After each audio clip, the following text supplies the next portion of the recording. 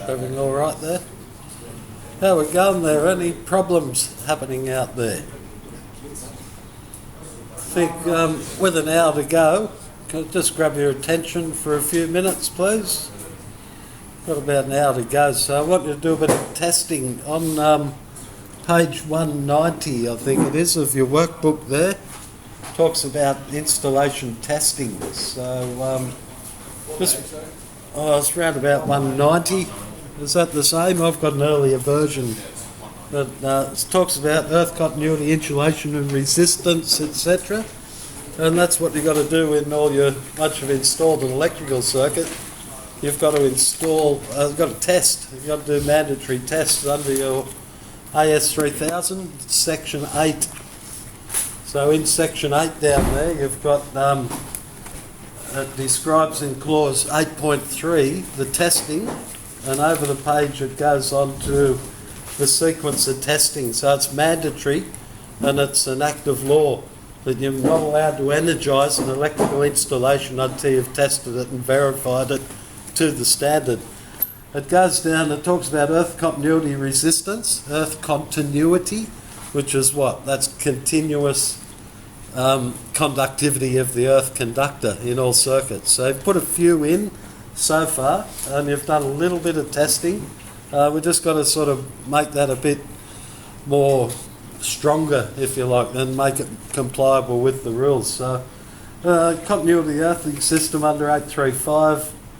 836, we've got insulation resistance. So earth insulation, we go down to polarity in 837. 838, correct circuit connections, which is short circuit testing and so on. So that's what we're testing to verify it with the standard. So what is it? It's earth insulation, polarity, short circuit, basically, are the things you've got to get firmly embedded in your mind. Now, a lot of you guys don't do testing as an apprentice. It's left up to the tradesman or his fourth year or someone like that. But if anyone's testing on the job, get with your employer. Or get with your tradie and say, look, can I watch and get you to explain how and why you're testing?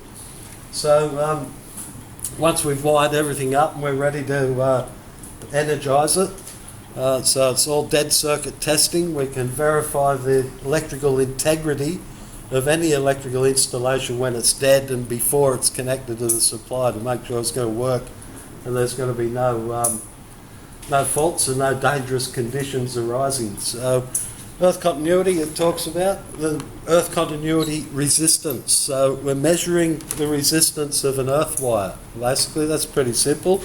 So we just need an ohm meter. To do that, we check that we've got a 0 point on the ohm meter, and from the earth terminal in the switchboard, we go to the earthing point in the equipment, in the accessory or the appliance, whatever it be. So I've got some power points here, some light fittings, and let's say a 0.4, 0.4, 1.3 to each earth connection point, 0.4. What have we got? 0.5 down onto the water pipe. 0.3 over here to a range inside, 1.5 and a submain going out to the garage, this little breaker down here. If I just get that connected in there, we've got about 0.8 there. And to the main earth stake, down outside the switchboard, we've got about 0.8 of an ohm, 0.4 of an ohm resistance there. So it's just a point-to-point measurement of resistance. If you were to do it on like a big circuit, it's not like a little circuit, would you just like twist and activate? Yeah, certainly getting there. Yeah, so that's really the next point. This is outside generally, or a fair distance away from your lighting points in your garage and your cooking equipment, hot water service, and that sort of thing. So in the first instance, we can use what they call a trailing lead, which is just a bit of TPI, bit of building wire, flex, and we use that. So what we do is plug that in to your common on your meter and check the 0 point. In other words, measure the resistance of that All right, so we go through and short that there. So the resistance of that coil of wire is 0.7. So whenever I record a reading, say from the earth bar out to the garage, I walk outside now and go out round to the garage and I test the earth resistance. I've got 3 minus 1.7. So it's 1.3 is the resistance of that earth wire. Does that make sense, that part? Yeah?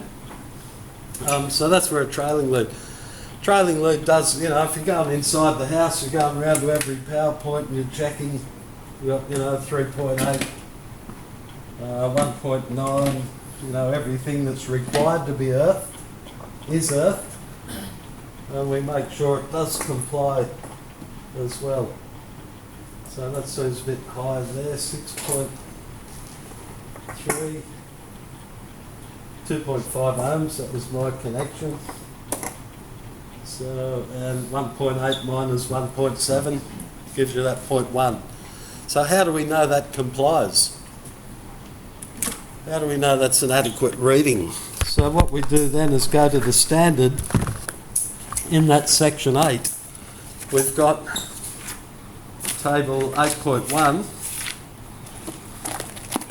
Sorry, table 8.2 we'll go to, which is your maximum values of resistance of final sub-circuits at 80% rated current relating to ZS. That ZS is talking about fault loop impedance, which is, if we've got an active to earth fault on the water service, active to earth, the current flows from the active through the earth wire, back to the switchboard, through the earth, back through the MEN link, back to the transformer. You've got a big loop, a big path. And table 8.1 gives you the details of what the maximum fault loop impedance is. That's typically a live test, with a fault loop impedance tester.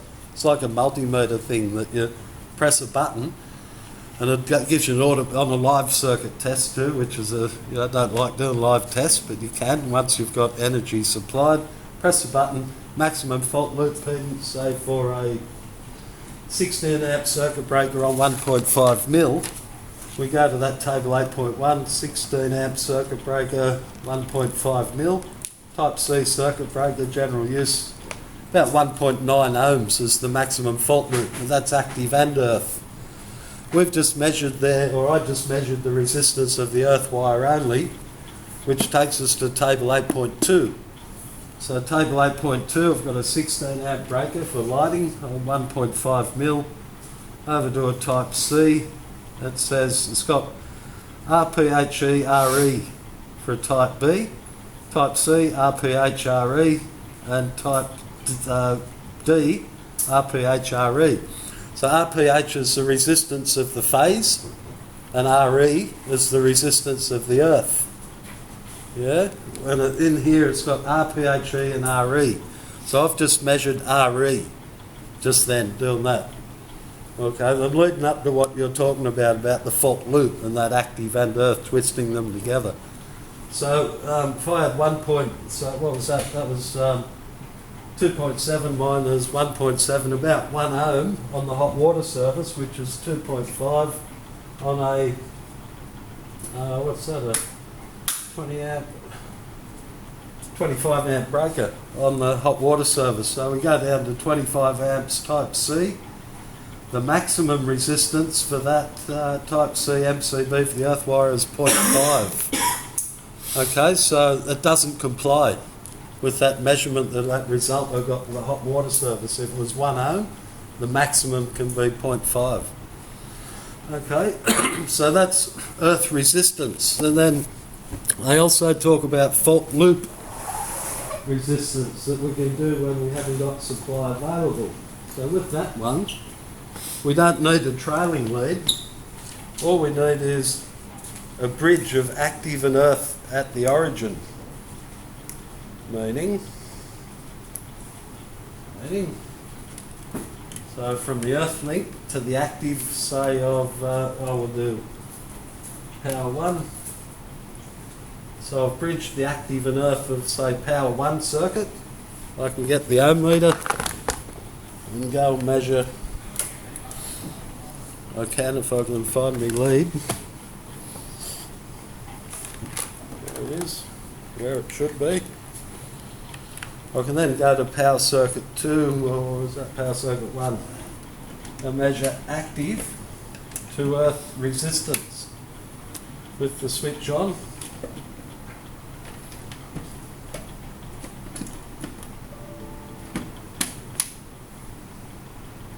I've got 2 ohms there. So that's what they call earth loop. So I've joined so I'm measuring resistance between active and earth at the load end, and I've joined at the origin in the switchboard. I've joined the active and earth for that circuit. Okay, so I'm measuring earth loop resistance. Then I could go to table 8.2 and say we've got 2.5 mil on a 20 amp breaker for the RCD. It's an MCB combo there. 20 amp breaker on 2.5 mil. Type C maximum loop impedance is 1 ohm for the active and the earth. So what I'm measuring, 1.9 is what I'm measuring, but I've got to subtract the 0 point.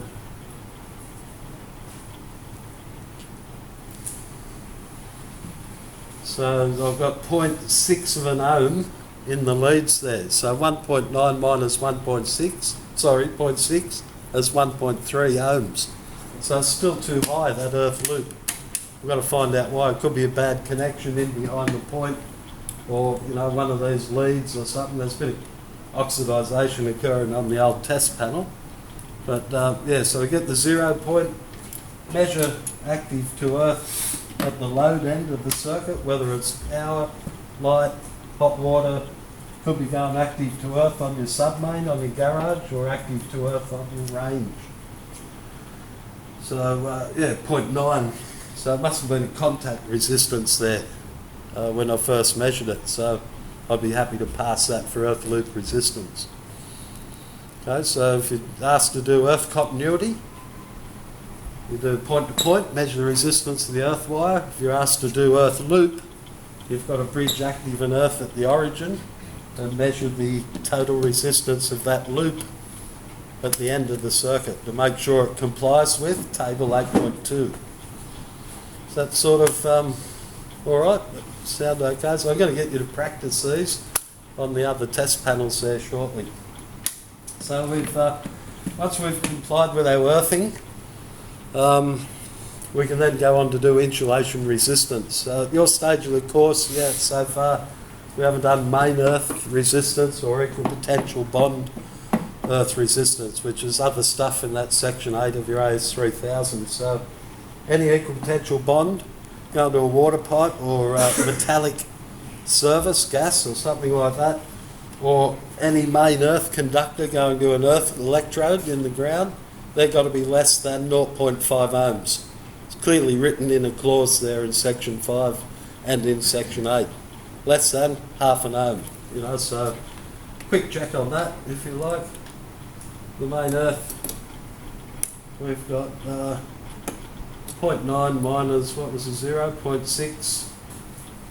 0.9 minus 0.6 is 0.3. So the main earth resistance is less than half an ohm, so it complies with your rules. Okay, so that's earth. Insulation is next, insulation resistance, which is your pressure test for using your mega. Not a mega, is it? It's a trade name. It's an IR tester. It's an insulation resistance tester. So I actually won $20 on that, Brian. did you? Yeah, I remember you telling us that in the service video, which is I made one of the trades in my last job, which was on Grand Performance, that's what it's called. I won $20 and he shook my hand and Googled it and I'm great. Good on you. Can I go halves? Yeah, yeah. So, that's just a bit of trivia, really. You might win it on a trivia night too, but that's all there used to be in the older days. There was only ever a mega. Go and get the mega, go and get the mega. And the mega was an IR tester. Now, with modern technologies, there's a lot of different IR testers on the market. What's this one? This is a Ioki and Keiretsu and all those Fluke and all those sort of things make megas. Yeah, very good. So as you're probably aware, between there's we've got a test at 500 volts AC, DC, at twice the rate of voltage. So if we've got a 240 volt AC circuit, if we put those two probes on a voltmeter and turned it on, we would measure 500 volts DC. Plus, or plus 10%, minus 20%, of which the rules state you've got to be within that range on 1 megohm, but more on that later too. So this is a simple test too, also involving the earth terminal. So we clip the common lead to the earth terminal and we select 500 volt range, and all we're going to do is test the 0 point on the meter. It's dropping down there to 0, and then test each live conductor, which is active and neutral, of each outgoing circuit. Okay, so testing each one. Couple dropping there. There's a 0. There's a couple of zeros there coming down on range and hot water. So there's our electric range and there's our hot water. They've got heating elements in there. So anything with a sheathed heating element, like your stove cooked up or your hot water service to boil water, can drop to as low as 0.01 megohm or 10k, which is the very first minor division on your IR testers. So that's why they're dropping those two down there, dropping down to that 0.01 with the low insulation resistance. So once they've all complied and it's stayed infinite, got to be greater than 1 megohm based on your rules, and they're all infinite, we identify those two as I say, with sheathed heating elements. So pressure test to make sure that the insulation, there's no damage to the insulation around the copper carrying conductor, It's not going to leak electricity. Alright, if there's a water pipe, we can see the water flow out of a leak. But if it's an electrical conductor, we can't see electricity. There's a pinhole in there. The electricity can leak out into metal and it potentially liven things up and people can touch that metal. Huh? Eddy currents. Eddy currents? Yeah. They're pretty good, aren't they? Yeah. Yeah. Yeah, leakage currents probably, more specifically eddy currents, coming into your magnetism area. And that's as simple as that, and that's all done at the origin of the circuit. Alright, so pressure test, clip your common, make sure you've got an alligator clip in your IR tester, clip it to your main earth terminal, and then test all outgoing final sub-circuits of your switchboard. That's a simple way to do it at this stage. We could do a whole installation test at once by having all breakers on, and then say testing from the load side of the main switch, and then going through and isolating the two element circuits, hot water and stove. We see it's now up at infinity, and they're all cleared. So, yeah, that's your IR test. Any questions there? That's it. So we put the IR tester away. The IR tester has got an ohms function. You can do all testing with that meter, but just while you're learning, I like to say it's an IR tester. Use it as an IR tester only and put it away, and do all your other testing with a multimeter. Give you that more accuracy in a way. Okay, so earth insulation, what's next? Earth insulation, polarity. Is that in your workbook, is it? Okay, so following your workbook, I'd rather follow the AS3000. Before short circuit, talks about correct circuit connections. So a socket outlet should be earth active neutral in a clockwise direction under the rules, stated in the rules in clause 445. We've really proven the earth when we did earth continuity, and we sort of proved the active too, but just to break it down a bit while you're learning it. So we know that earth, this can be a continuity test. So earth to earth, neutral to the neutral.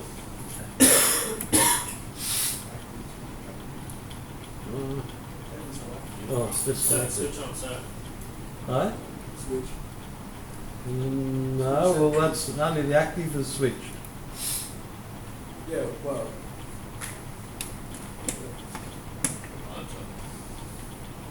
Haven't got any fault switches on, have we?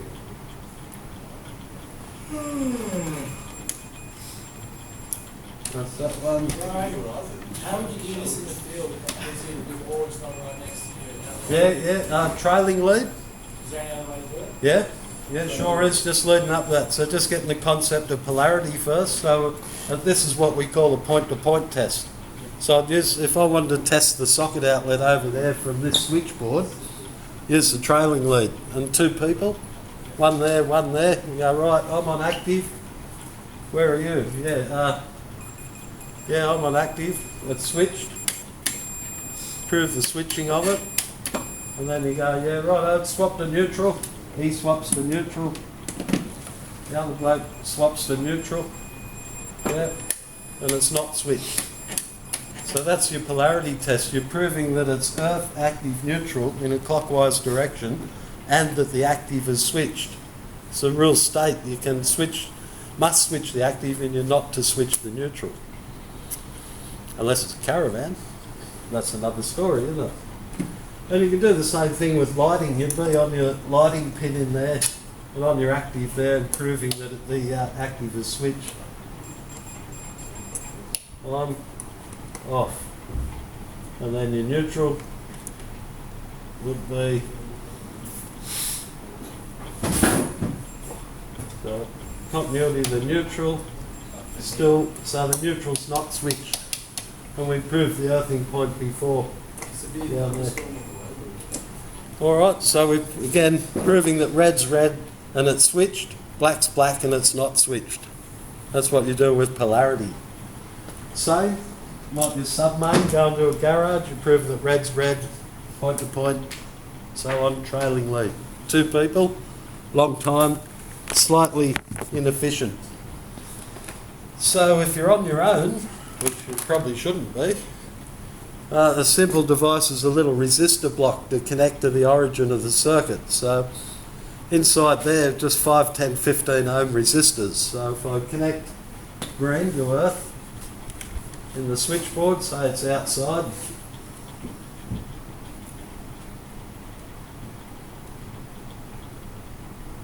and I'll just check. So I've got to go back to an ohm meter for this. Measure resistance, active to neutral. I've got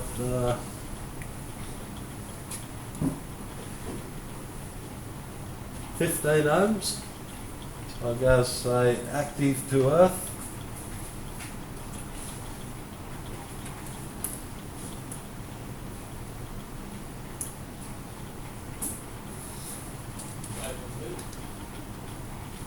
Active to neutral, neutral to earth, I'll just try that.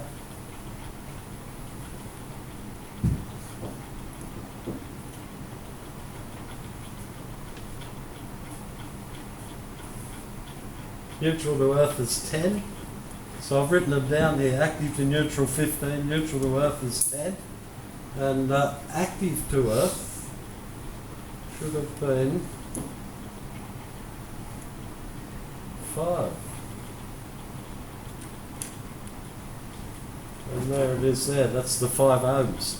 So, at the origin of the circuit, I've connected 3 resistors, 5, 10, 15 ohms. So the resistance between them, active neutral should be 15, active to earth should be 5, and neutral to earth should be 10. So that's what I should measure down here. Should measure the same resistances between active and neutral. Oh, I'm in the wrong circuit again.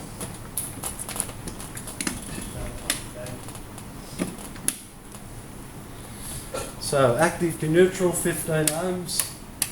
Something switching there, we don't know, haven't proven it yet. Active to earth. It's open. Switcher on. Right.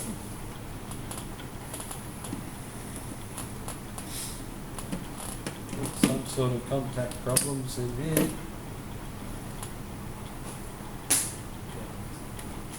Just do a suicide move. Right? Just use a suicide move. No. Active to neutral, 15. Active to Earth. Nothing. Not in the active. There we go. I've got a bad connection up here, really causing me a bit of grief. Active to Earth is 5. And then I go neutral to Earth is 10. Check my little list. Neutral to Earth is 10. So it's the same resistances I've measured at the equipment as what I've connected at the origin of the circuit. So I can go through and check every power point or every light, or if I want to do a submain, identify the submain cable.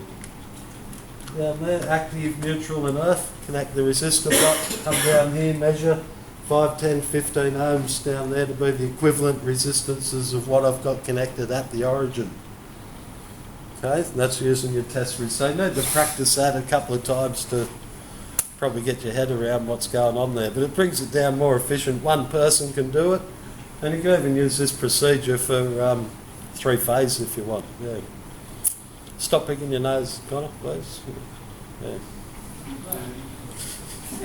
And wiping it on the computer. So we've done earth insulation polarity, and finally is, what is it, short circuit. Yeah. Okay, so we go back to the ohm meter, and a short circuit test now is done at the origin, which is just an ohm meter active to neutral. So we'll go active to neutral and it stays open loop. What's that? What's OL mean? Open loop.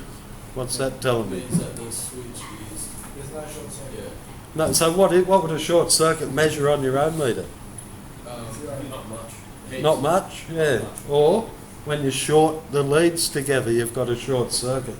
So in this case, we've got 0.3 of an ohm. That's the short circuit resistance. So if I measure 0.3 of an ohm across there, how much current would flow if I connected 240 volts to it? If I did that, if I measured 0.3 of an ohm, Yeah. a short circuit across there, Yeah. and I connected 240 volts to it, how much current would flow? 72 amps. How many? 72 amps. Oh, I don't know about that. I think it might be a bit higher. What about if that was 1 ohm across there? You get 100. 240, 10. 240. I equals V over R, doesn't it? 240 divided by 1. So if I connected that up to 240 volts with 1 ohm on it, 240 amps is going to flow through a 20 amp breaker. What's that going to do? It's going to trip the breaker pretty quick. What if I connected that to 0.1 of an ohm? How much current would flow? 2,400 amps, yeah. A lot of current, short circuit, so we've got to make sure we don't connect the voltage to a short circuit. Hey Brian, if you put a ship breaker and heaps of current does flow like that, can the contacts ever fuse together? Yeah, they can, but they should be graded correctly with what they call discrimination and the category of duty of the grading. So if this was a distribution board in an apartment or a complex or something like that, and that orange board over there was the main switchboard for the whole building, so we'd have, this has got, say, 16 mil mains coming in, and that one's got, hypothetically, 150 mil mains coming in. So the bigger the cable, the higher the current, the higher the power, the higher the energy, and the bigger the short circuit current that can flow in the event of a fault back at that switchboard. The further you get away from that point of supply, of course your cable impedances, the lower what they call the prospective short circuit current rating. So at this point, because the impedance of the submain might be 6,000 amps might be the prospective short circuit current rating here. So it might have a 20 amp breaker, but it's also got to have be capable of interrupting 6,000 amps in the event of a dead short circuit in this installation, so that this trips and it doesn't trip the main breaker back and take the whole building out. So they've got two ratings. They've got overcurrent and prospective, what they call prospective short circuit current rating. So you do a fair bit of study in theory on that next year. You've got to be able to select and discriminate your circuit protection the further you get down the line, you know, so, but certainly, yeah. Any other questions? No? Well, that took half hour roughly, so jump in pairs, or a couple of you have to go in threes. Grab a board, and on page 197 of your workbook, 197, test your insulation, short intermix, correct polarity, neutral earth, and of course you can't do circuit operates correctly. I'm not, I tried to help you.